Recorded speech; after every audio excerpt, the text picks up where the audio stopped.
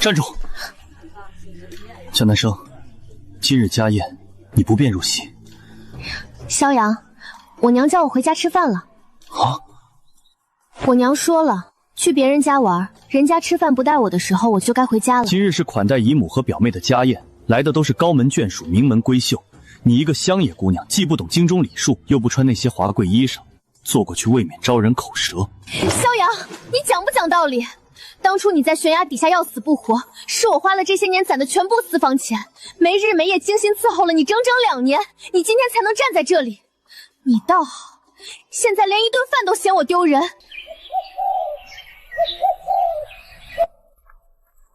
咱俩现在一样了，为了在后山给你采这株接骨草，差点连脚脖子都崴断了，可不能都给你一个人吃啦。谁稀罕？我本来就不爱吃肉。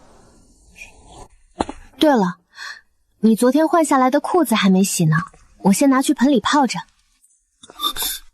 江南生，孤男寡女，你怎如此不知羞？生儿，玩得尽兴了就赶紧回来，时仙过阵子就要上门来向你提亲了。知道了，娘，我玩2天就回来，绝不耽误。好了，我知道你定是饿了，我马上让下人送些点心到你房里，快回去吧。算了，一顿饭而已，有什么大不了的？出来玩了半年，也该收拾收拾回家了。我娘在家里可是天天盼着我呢。江南生，以前在青山村，我只当你是性子粗也跋扈了些，怎么刚进京城短短半年，你读书礼仪没学会，倒学起那些高门后院的小性了？我学什么小性了？若非为了今日款待我姨母和表妹的家宴没安排你的席位，你何至于在这儿和我甩脸，甚至还闹着要搬出府去？以前在村里也没见你这么多事。行了行了，我不去了总行了吧？我也不饿，让开，别在这儿碍眼。表哥，让舒瑶好找，这位便是当初在乡野之中救了表哥性命的南生姑娘吧？舒瑶替表哥和姨父谢过南生姑娘了。我当年在崖底救的是萧阳，沈表小姐，大可不必来谢我。呀，南生姑娘，你莫要生气。你这个人怎么平白无故推人啊？南生姑娘，舒瑶真的没有推你，你我今日不过初次见面，你为什么要这样嫁祸我？可是因为舒瑶突然过来，扰了你和表哥的私下攀会，若是如此，舒瑶走便是了，姑娘何苦以此诬陷我？你血口喷人，我根本就没碰你，分明是你自己故意倒下去，反手把我推下来的。算了，姐姐，横竖就当是咱们舒瑶推了她吧。谁让这位江姑娘是杨儿的救命恩人呢？咱们侯府沈家何该欠着她的？不过说起来，那时候外面死的人没有1000也有800，偏偏就这么巧，让个乡下姑娘把咱们杨儿给捡了去。真不知是杨儿命好，还是有的人啊，打一开始就慧眼识珠，瞧出杨儿不是普通人，上赶着救人来当登门梯呢。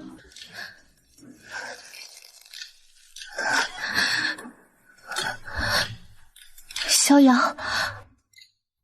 江南生，你个小贱人！你前阵子崴了脚，没办法上山抓野鸡，给屋里躺着的那个残废补身子，你就来偷我们孤儿寡母的下蛋鸡，你也不怕天打雷劈呀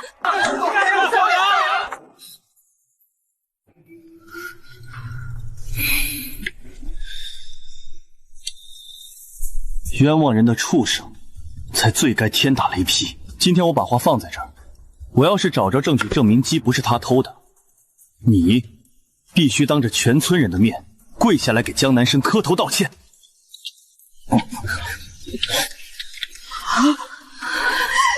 小虎，赵虎干嘛？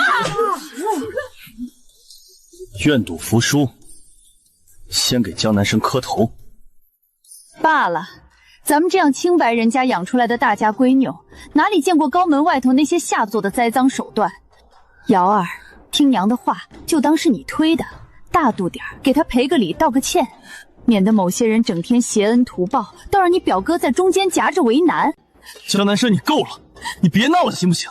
不就是自己不小心摔了一下吗？以前在村里，你为了帮我采药，差点连脚都崴断了，也没见你这么娇气。你若非要他道歉，我这个做表哥的，今日便代舒瑶给你赔个不是，总行了吧？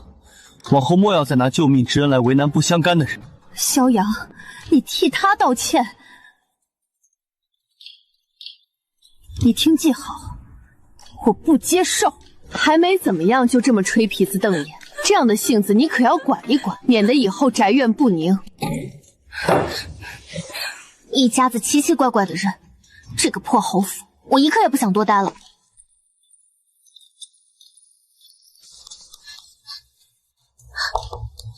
表哥，你瞧这刚摘的并蒂莲可好看，陪舒瑶去喂池子里的锦鲤嘛。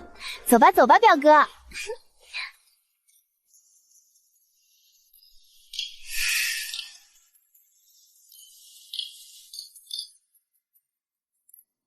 你父亲当初站错了队，好在最后关头临时倒戈，才勉强保住了咱们侯府如今的荣华富贵。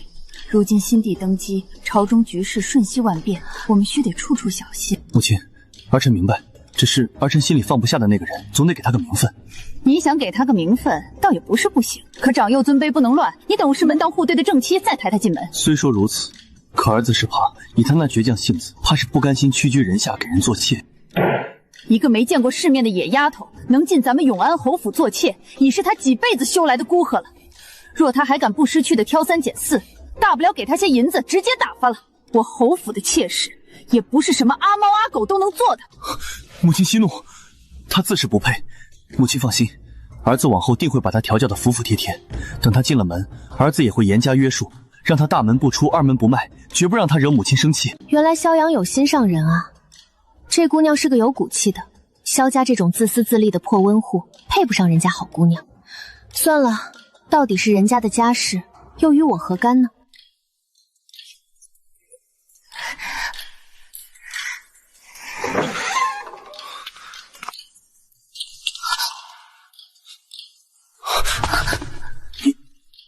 你都听到了。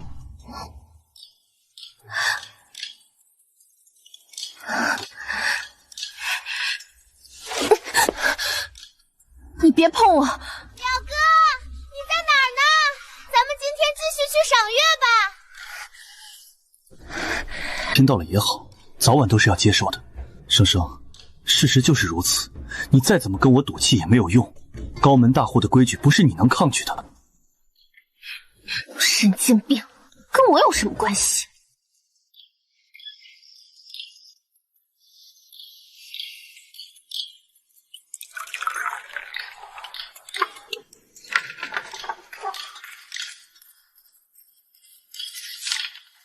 江姑娘，门房那边有人托人送来一封信，说是给您的，那人还在门口等您回话呢。是娘亲的字迹。生儿见字如面，京城一切可好？昨日石恒打书院捎信回来，再过几日便可归家提亲。见信后便快些动身回家，娘在家给你包最爱吃的荠菜饺子，等我的生儿回来当新娘子。多谢你了，麻烦帮我捎句话，我明日便启程回家。娘说来京城一趟不容易，总要给乡亲们带些稀罕物回去。来的时候硬是塞给了我30两银子，现在这包袱都撑得沉甸甸的。不过也奇怪，娘平日里省吃俭用的，怎么突然能拿出这么多银钱来？这是专门给娘挑的，她总用竹鼻子梳，老挂头发。娘收到这个一定会很高兴吧。石恒哥这2年一直很忙，忙到连个人影都瞧不见。他知道我识字不多，每次就专门画这些小人来逗我开心。石恒哥，等我收拾好行李回家，我就能见到你了，你可不许赖账。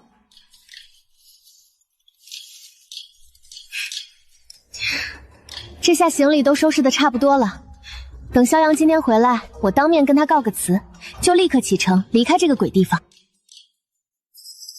我就不信表小姐的镯子自己长了翅膀飞了。今日不管是谁，侯府都容不下手里不干净的东西。夫人明鉴，这几日奴婢常看那偏院的人鬼鬼祟祟往屋里盗弄东西，定是他眼皮子浅，见利忘义，偷了表小姐的宝贝镯子。就是一个乡下来的泥腿子丫头，没见过世面，肯定手脚不干净。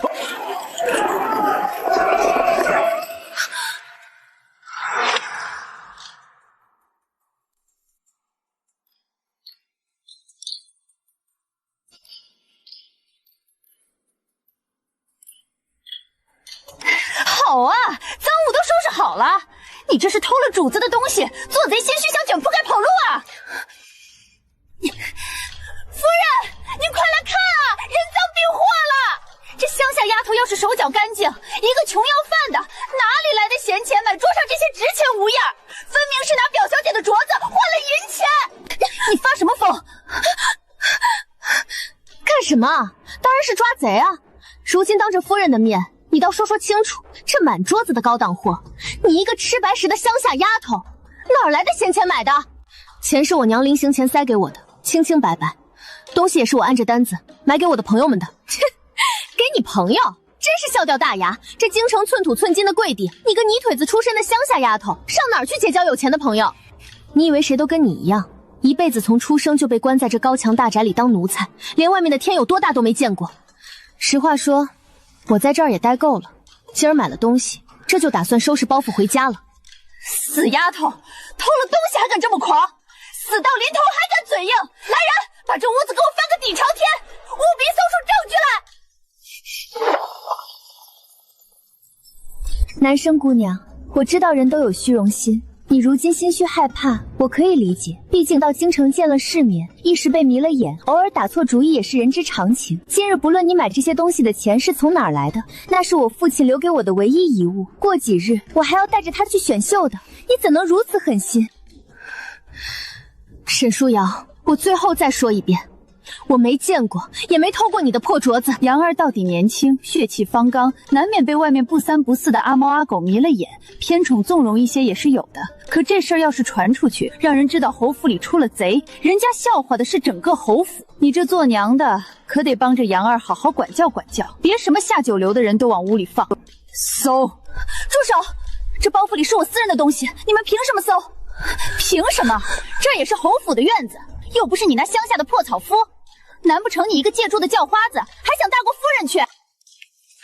放开我！你们这群强盗，放开！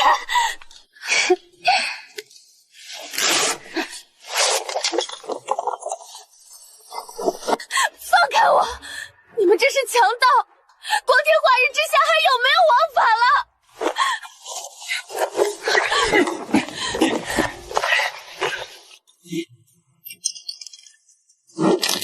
你们凭什么？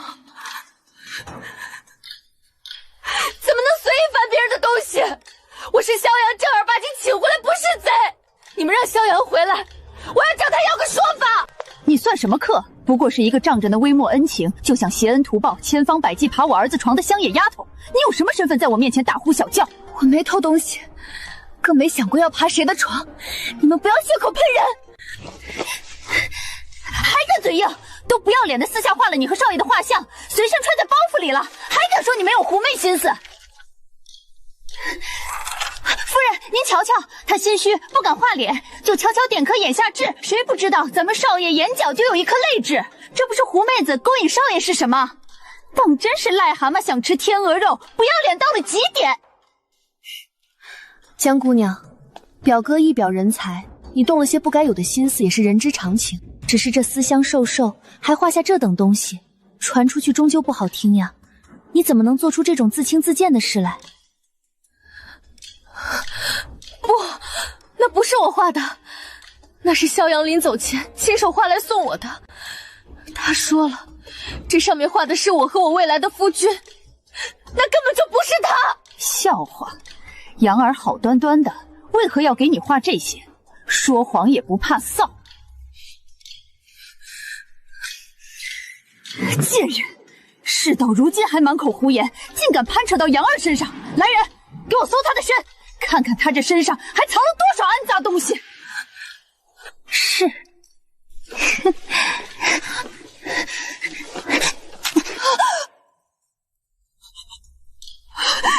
还给我，别碰他！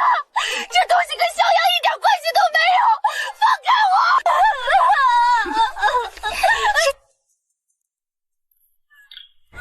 终究是乡下来的野丫头，半点上不得台面。画的这是什么鬼画符？居然也当成宝贝揣在怀里。你还给我！你这个恶毒的老女人，你凭什么作践别人的东西？放肆！一个低贱的泥腿子，竟敢顶撞本夫人！今日我就要好好管教你这个香叶丫头，拿板子来打烂她的嘴！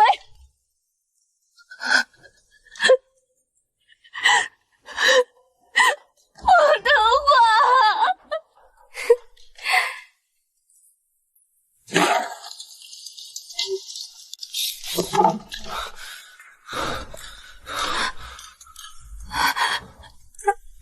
你们这是在干什么？放开他！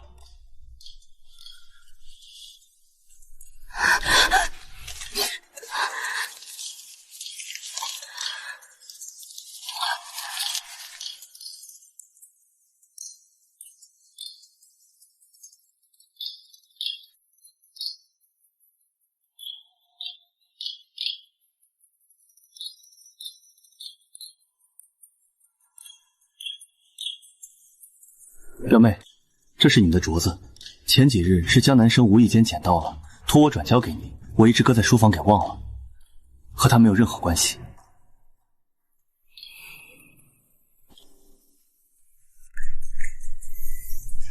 既然镯子找着了，舒瑶啊，那往后在外面就当是你自己粗心丢在院里了吧。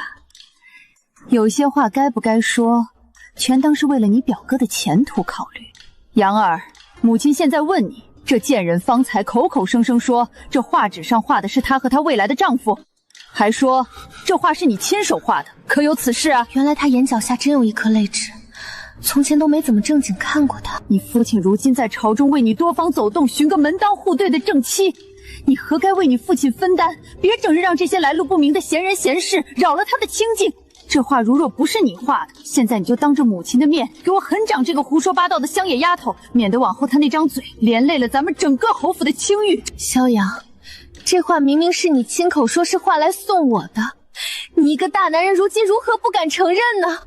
你在我家寄住2年，我江南生从未让人欺负过你，冤枉过你一分一毫，凭什么到了你家，你们全家都要合起伙来作践我、欺负我？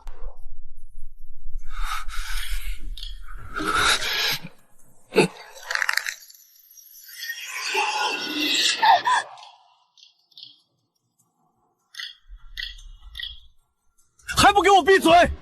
当着母亲的面，你也要这般口无遮言、疯疯癫癫吗？我真是把你惯坏了！萧阳，我救了你的命，你却还我一耳光。杨儿啊，她只是一个妾，她可不配和你一样称呼夫人为母亲。往后你娶了正妻，她便该叫正妻为主母。姨母，若哪日她生下一男半女，又该如何称呼自己的孩子呢？妾室不过是替主母承受生育之苦的容器罢了，自然该称呼少爷、小姐。江南生，我知你心比天高，我是侯府嫡长子，不可能娶你为妻。不过就算是给我做妾，也好过在穷乡僻辈子见不得天日强，也算是报答你的救命之恩了。萧阳，你疯了！我何时说过要做你的妾？我早就已经许配人家了。要不是想和你当面告个别，我现在都已经在回家路上了。我告诉你，那日全当我救了个畜生，放我回去，别耽误我回家见我夫君。你够了，江南生，你还胡闹到什么时候？我在你家2年，何曾见过你有什么夫君？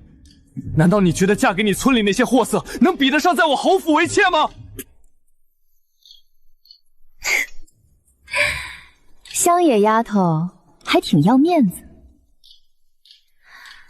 你说你有夫君，他姓盛名谁？我夫君叫谢时恒，他是天下最好的男子。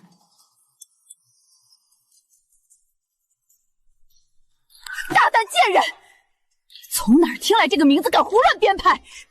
陛下的义子，万人之上的镇国将军也是你配提的。杨儿，立刻把这贱人关起来！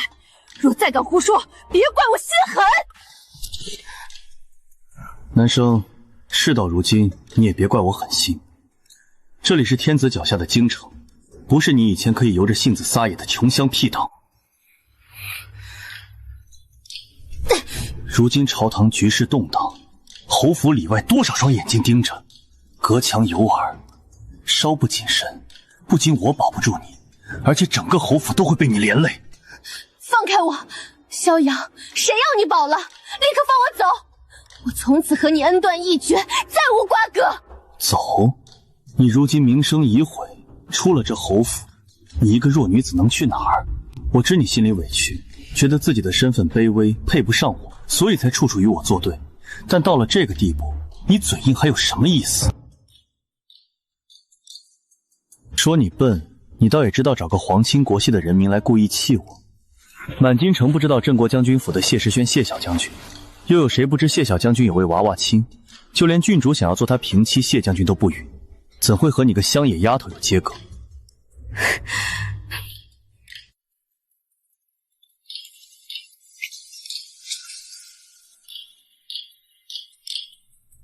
只要你乖乖听话，在柴房里待过这几日，等风头过了，我向你发誓，绝不会亏待你。往后，等我顺利袭爵之后，你替我产下一男半女，我便松口，特许把你娘从乡下接到京中来享福。虽不能让她进侯府，在外租个宅院总是行的。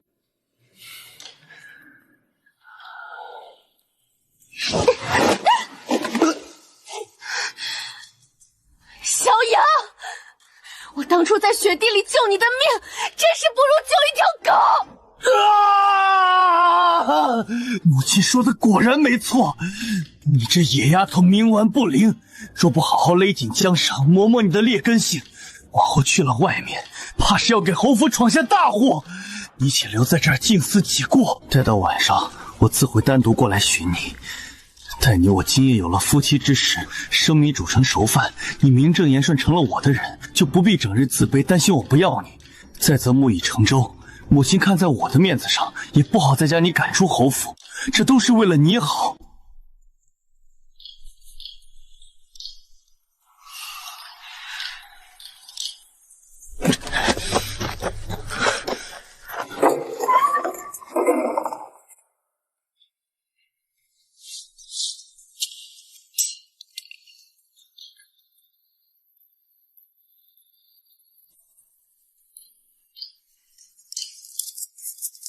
还好，这是当初分别时石玄哥亲手给我雕的精巧挂件。临走前他千交代万交代，说这里面暗藏玄机，能防身救命。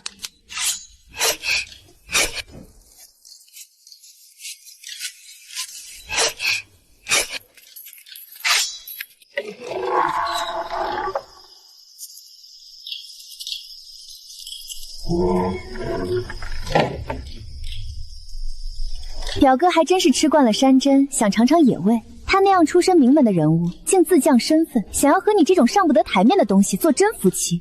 你一个乡野村姑，为了攀高枝竟然甘愿为妾，真是不要脸的东西！你就要脸了吗？你要脸当初会去参加选秀，选上了在皇上那儿一样是妾。我不信皇帝还能为了你把皇后的位置腾出来。所以啊，我才故意说父亲的玉镯丢了。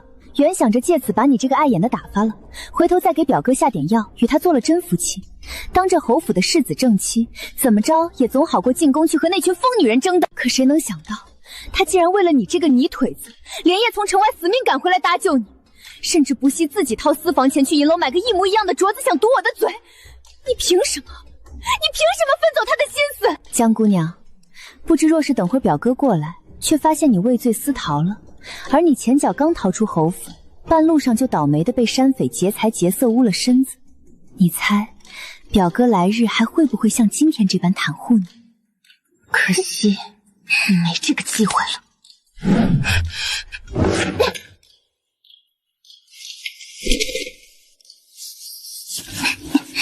既然你这么喜欢萧阳，甚至不惜给你的好表哥下药，也要做这侯府的世子正妻，那本姑娘今天就索性当个大好人，彻底成全了你们这对狗男女。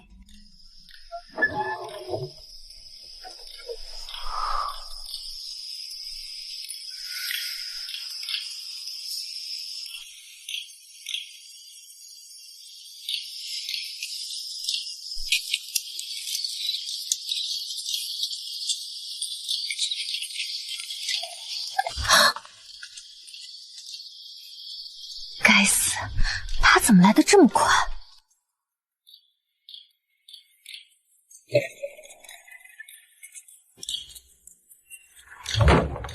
生生，我来寻你了。生生，你怎么不说话？你这般不言不语的，默许了，对不对？我就知道，你心里终究还是有我的。那些顶撞的话不过是欺负。今夜过了，你便只能留在我身边，再也别想提什么未来夫君。恶心，虚情假意的伪君子。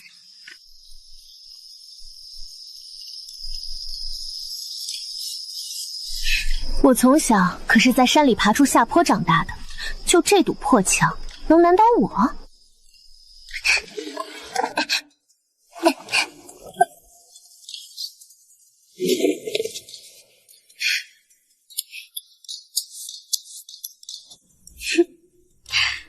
好了，本姑娘这就要回家了。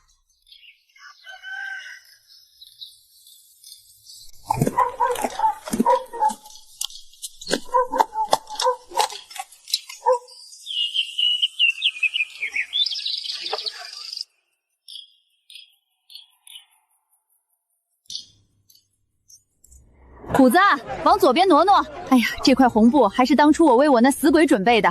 原本想着等他考上秀才时给他扎个红花，成色顶好。今儿全给生丫头添个喜气。上次我误会生丫头偷了家里的鸡，心里总归觉得怪对不住这好孩子的。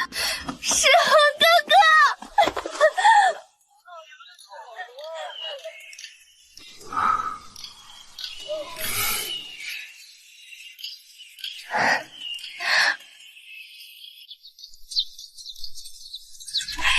你这丫头回来的倒真是巧，可不是嘛？瞧瞧，这新娘子踩着及时的点儿，自己骑着驴跑回来了，当真是个急脾气。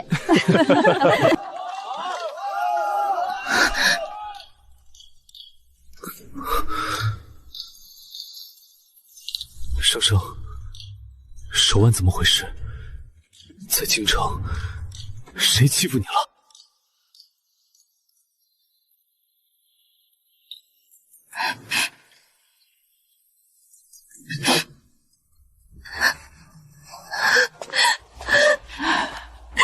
娘，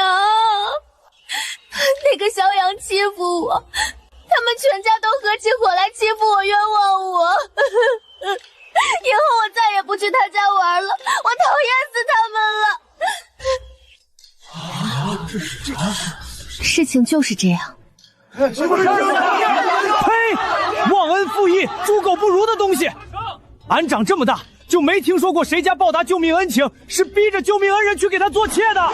就是，当年他在咱们村里养伤，亏得生丫头变着法儿的给他炖鸡炖肉吃，那点油水要是去喂个狼崽子，现在都该喂熟了，简直是个养不熟的白眼狼。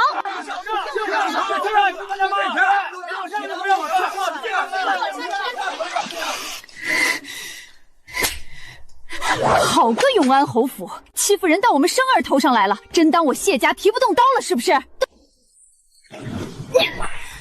我现在就回京，直接把那萧老头子揪进宫里去。老娘今天非得好好问问那谁，我倒要看看亲生女儿被人作践成这样，他到底管还是不管？啊，那谁？女儿？谁是女儿？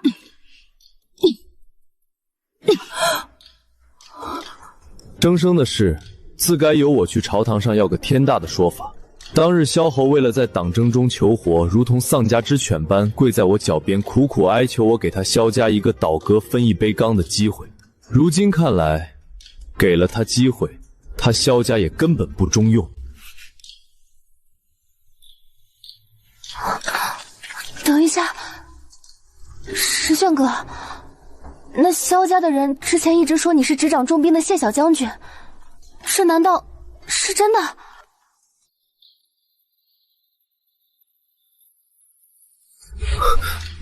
南生，你听我解释，不是我有意要瞒骗你，实在是京城朝堂风云诡谲，极其不稳，我隐瞒身份留在这里，也是为了你的安危着想。你要是生我的气，我跟你赔罪，怎么赔都行。你要是不解气，就算现在让我当着乡亲们的面给你跪下，都成，只要你别不理我。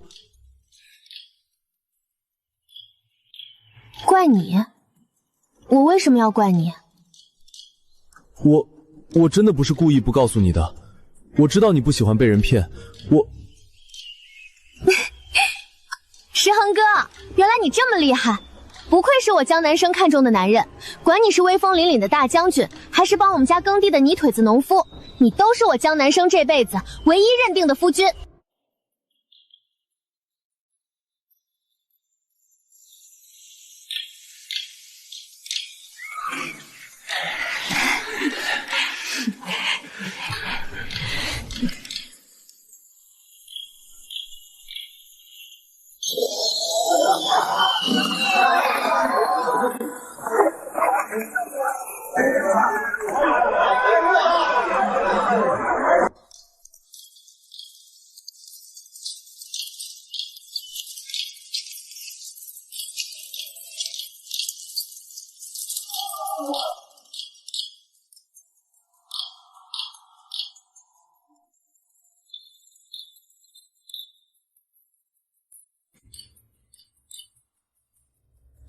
吉时已到，一拜天地。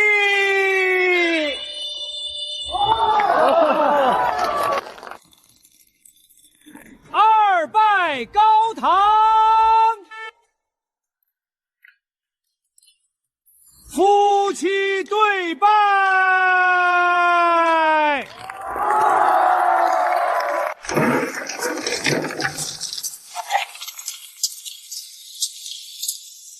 江南生，你怎可嫁给旁人？你干什么？好痛！放手！江南生，你明明心悦于我，怎么敢嫁给旁人？你不就是想要世子妃之位吗？我赏你了，跟我回家。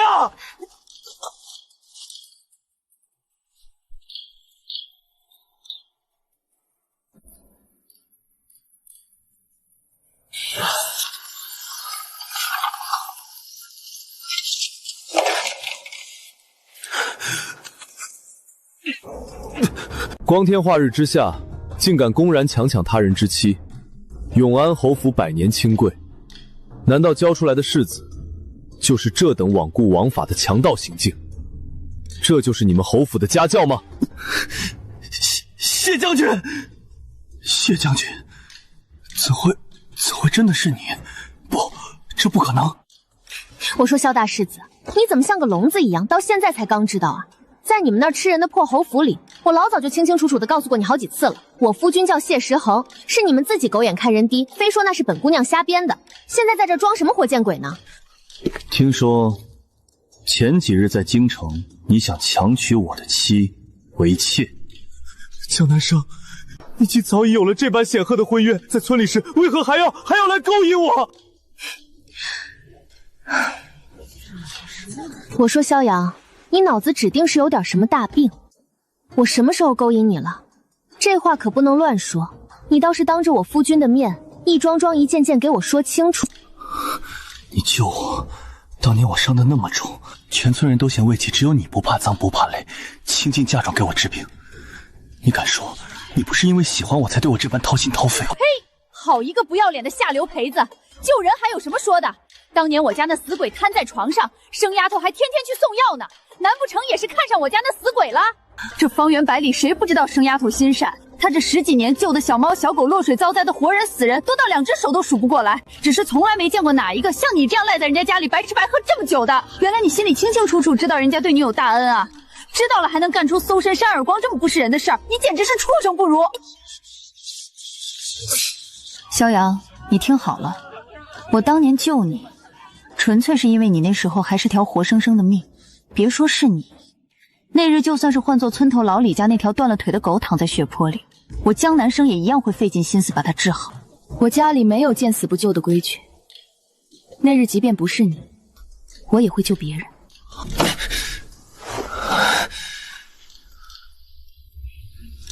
我不信，那你为什么随身藏着那张画？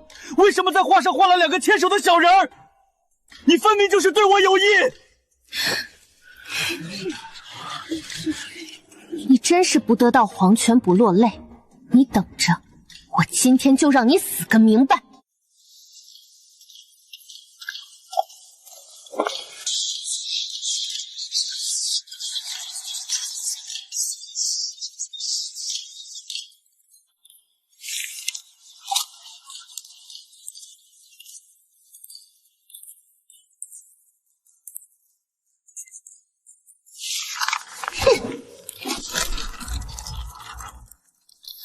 萧阳，睁大你的狗眼看清楚，老娘画的又不是你，那是石原哥在战场上隔三差五给我写的家书，上面那两小人是他画来哄我开心的。我随身带着几张制纸，是因为我心里装的是我夫君。你算个什么东西，也配让我画你？那你在我家的时候呢？听到我娘说只能让你为妾，不配做正妻时，你为什么要哭？你后来又为什么因为沈书瑶的镯子处处和我赌气，不理我？你敢说你不是在吃醋？首先，本姑娘那不叫赌气，是你轻信了沈书瑶的鬼话，不分青红皂白就带人冤枉我、作践我，我那是看清了你的人品，我是在生气。其次，我那天在你娘房外哭，根本不是因为听到什么给你当妾，我那时哭，纯粹是因为我在墙根下堆烟太久，脚麻了。不，你不能这样对我，你不能再让我爱上你，为了你忤逆母亲之后，却轻飘飘地说你从来没爱过我。我可是堂堂永安侯府的未来世子，你不过是一个乡野丫头，你怎么可能不爱慕我？你怎么敢不爱慕我？你谢世恒，你堂堂镇国大将军，谢家百年将门，你从小在京中金尊玉贵的长大，你怎会和个乡野丫头相识？你甚至还要娶她为正妻，你可是谢世恒，你怎么可能会看得上她这种粗鄙的村姑？萧阳，你给我住口！你算个什么东西？我江念琴的女儿，生来不是任由你这般贬低的。萧阳，你若现在给生儿道歉，立刻离开，我念你年少，不与你计较，不然你可是要凭一己罪过，拖累整个侯府的。你个乡野寡妇，不过是仗着谢将军撑腰，真把自己当成什么天王贵贵了？你还没有对我指手画脚的权雷。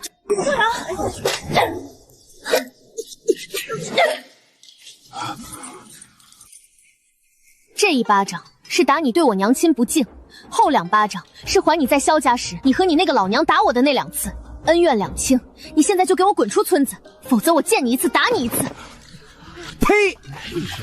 什么世子，当真是给脸不要脸！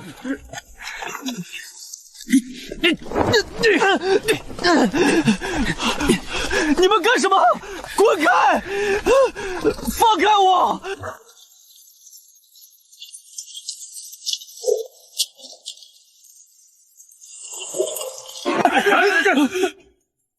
太子殿下，圣上。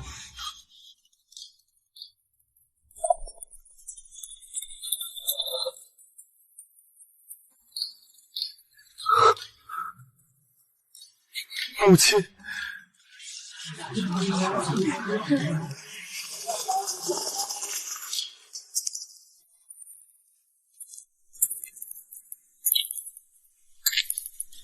念晴，不久不见了，生儿今日大婚，我和他兄长总要亲自来贺一贺的。有什么话，滚进屋里说，别在院子里丢人现眼。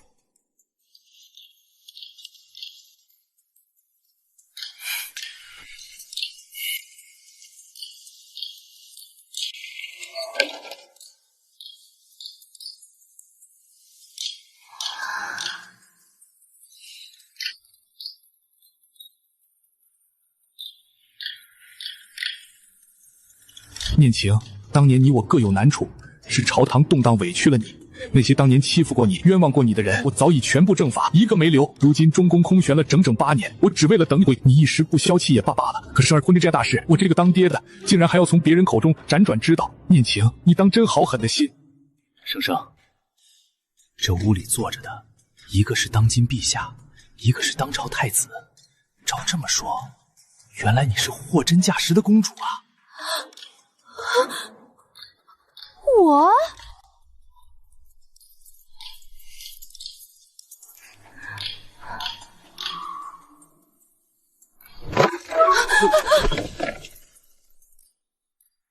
生儿，进来听，隔着门别漏了字。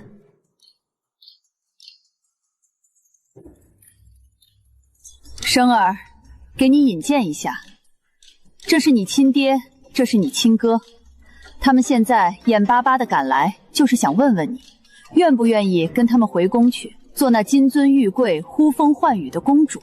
生儿，你都长这么大了，劝劝你母后和父皇回去吧，以后咱们一家4口安安稳稳的在一起过日子。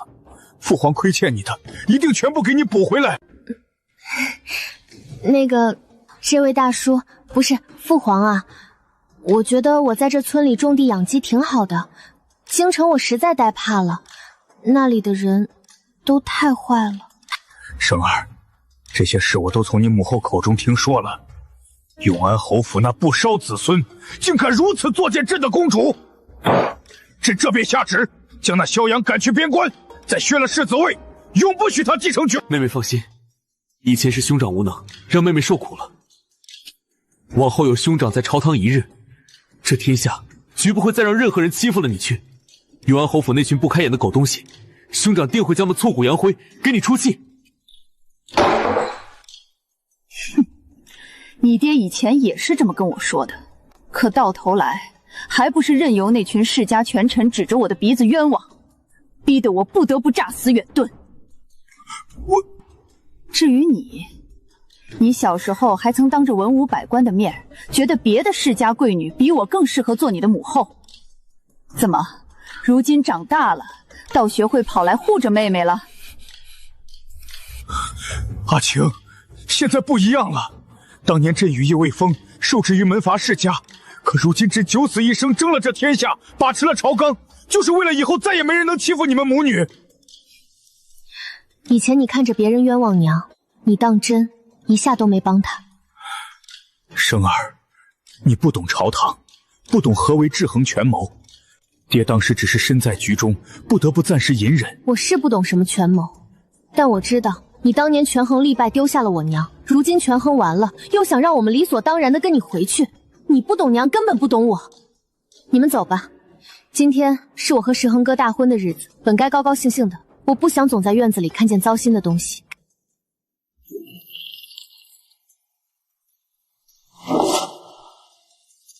永安侯府真是好大的胆子，生儿朕的公主金枝玉叶，你们侯府竟然如此欺辱！你这个混账东西，居然敢让公主给你做妾，就凭你也配？哼！传朕旨意，永安侯教子无方，罔顾王法。即日起，夺去永安侯世子萧阳一切功名封号，贬为庶民。永安侯本人闭门思过，无诏不得出。是父皇，儿臣回宫便拟旨昭告天下。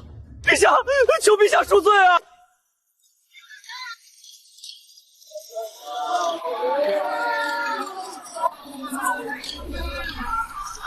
哇，石恒哥，你快看，那个面人捏的真像。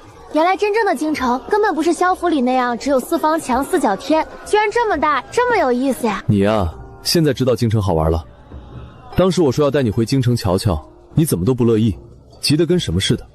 最后还是江姨亲自发话让你来，你才跟着我上车。什么嘛！我来又不是因为娘亲，还不是因为我舍不得你吗？好了好了，都是我的不是。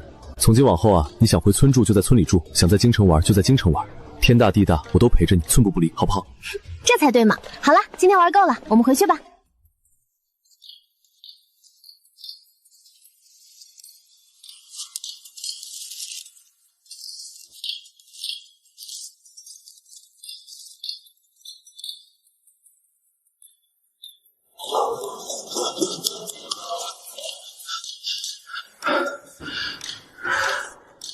启禀将军夫人，府外有客人求见，已在偏厅候着了。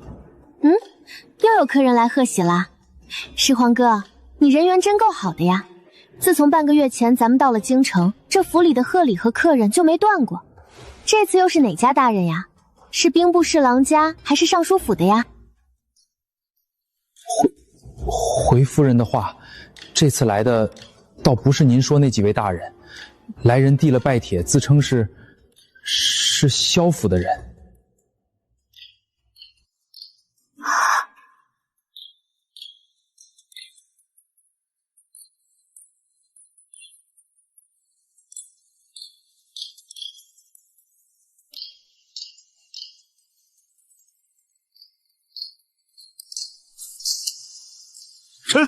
臣万死，万死！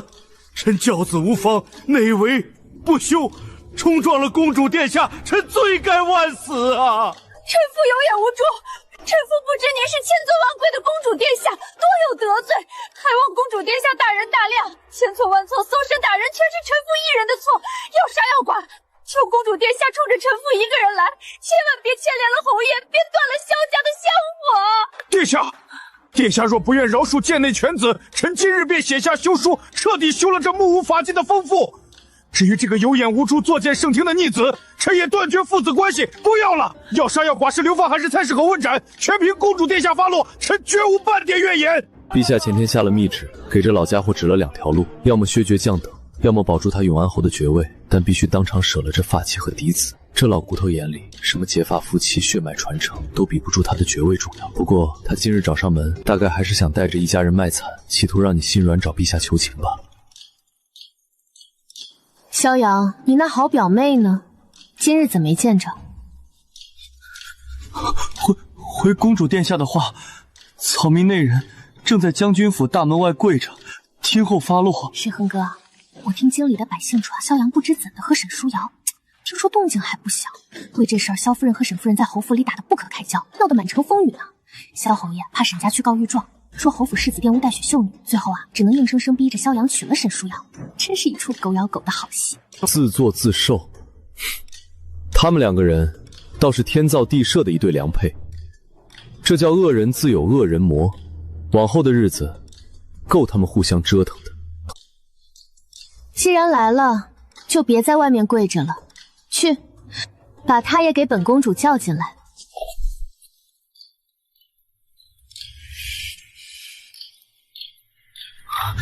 你个贱妇！见了公主殿下还不速速跪下请安？你想害死我们全家吗？民女参见公主殿下。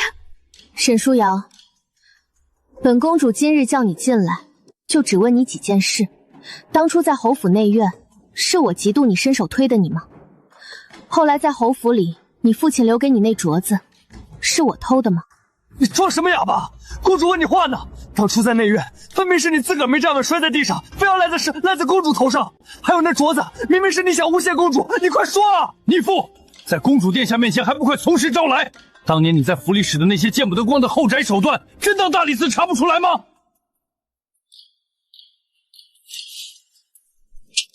你摔的，镯子也是我故意藏起来的，全都是民女敌恨公主，一手栽赃诬陷的。民女知错了，只求公主殿下救救我！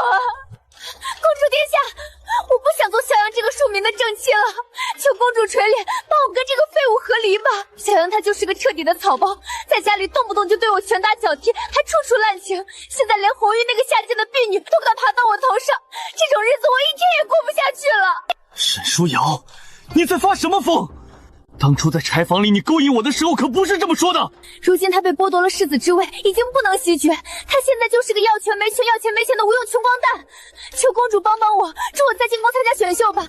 民女听闻陛下最是宠爱公主，对公主言听计从，若民女能有新宫伺候陛下，必将公主视为再生父母，粉身碎骨，做牛做马，侍奉殿下。沈书瑶，本公主可没那个替你引荐通天本事，更何况若是没记错，你不是最瞧不起给人做妾，最看不起不通文墨之人吗？你天天指着本公主的鼻子骂乡野丫头，怎么如今为了这点子富贵，连服侍长辈这种自甘下贱不要尊严的话都说得这么顺顺了？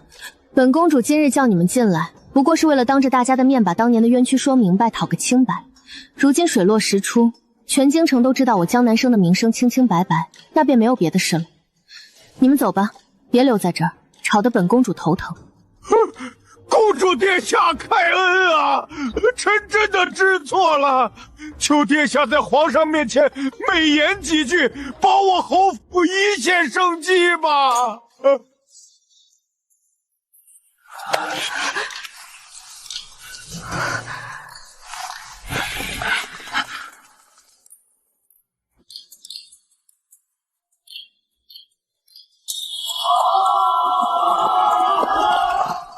石恒哥，这次回去我们住久一点好不好？我想娘亲了，上次没能给乡亲们带礼物，这次我带了好多好多，赵婶子他们一定会很高兴的。你呀，险些把整条街都搬空了，这么多东西，别吓着人家。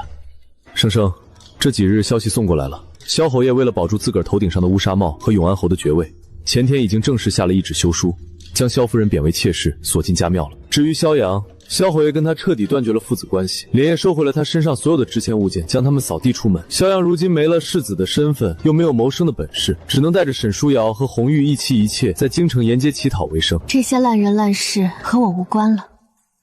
萧阳，他从来都不配与我江南生为友。